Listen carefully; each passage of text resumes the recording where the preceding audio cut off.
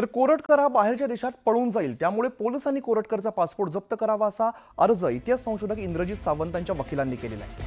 जुना राजवाडा पोलीस स्टेशनमध्ये कोरटकर यांच्या विरोधात अर्ज देण्यात आलाय. प्रशांत कोरटकर दुबईला गेल्याचे फोटो व्हायरल झाल्यानंतर सावंतांनी पोलिसांकडे अर्ज केलेला आहे. तर चिल्लर माणूस परदेशात पळाला हे गृह खात्याचा अपयश आहे असं सावंत म्हणाले. तर कोरटकरच्या मागे कोणती तरी यंत्रणा कार्यरत आहे असा दावा सुद्धा इंद्रजित सावंत यांनी केला आहे. अशा पद्धतीच्या प्रवृत्तीला ह्याच्या अगोदरच अटक झाली पाहिजे होती. आज आता महिना होईल आता या थोड्या दिवसामध्ये, आणि महिनाभर झालं कायद्याचं संरक्षण नसताना, गुन्हे दाखल झालेले असताना एखादा चिल्लर माणूस पोलिसांच्या हातावर तुरी देऊन जर खरंच गेला असेल तर हे संपूर्ण गृह खात्याचं अपयश आहे असं आपण म्हटलं पाहिजे. माझे मित्र आणि माझे वकील जे आहेत ते आत्ताच पोलीस डिव्हिजनला जाऊन आलेले आहेत. त्यांना तिथे एक त्यांनी अर्जसुद्धा आपण दिलेला आहे की त्यांचा पासपोर्ट ताब्यात घ्यावा, आणि जर गेला नसेल तर त्याचा पासपोर्ट ताब्यात घ्यावा अशी एक मागणी आम्ही आत्ताच केलेली आहे.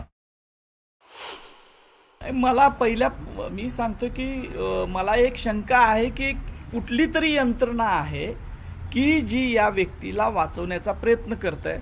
आता ती यंत्रणा कुठली आहे हा माझ्यासारखा सामान्य माणूस सांगू शकत नाही, पण एक शंका माझ्या मनात आहे की कुठली तरी यंत्रणा आहे की जी प्रशांत कोरटकरला वाचवण्याचा प्रयत्न करते आणि म्हणून त्याला अजूनपर्यंत अटक होत नाही. तर इतिहास संशोधक इंद्रजित सावंतांना धमकी देणारा प्रशांत कोरटकर दुबईला पळाल्याच्या चर्चा सुरू झाल्या आणि यावरून खासदार संजय राऊत यांनी सरकारवरती निशाणा साधलाय. कोरटकर दुबईला गेला असेल तर तो गृह खात्याच्या मदतीशिवाय जाऊ शकत नाही. तो पळून गेला असेल तर नागपूर पोलीस आयुक्तांचा राजीनामा घ्यावा अशी मागणी संजय राऊत यांनी केली आहे. त्याला हायकोर्टाने जामीन नाकारला तेव्हा तो नागपूरमध्येच होता.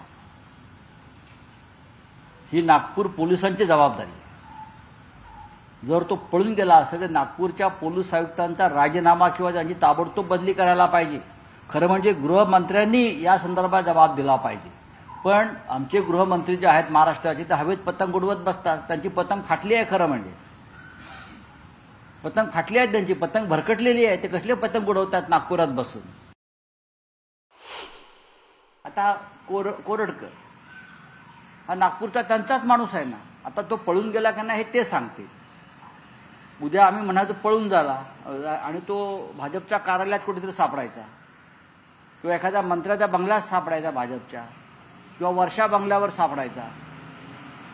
काही होऊ शकतं. भारतीय जनता पक्षाच्या राजवटीमध्ये काही होऊ शकतं. आणि खरोखर हा कोरटकर पळून गेला असेल तर गृह खात्याच्या मदतीशिवाय तो हे पलायन करू शकत नाही.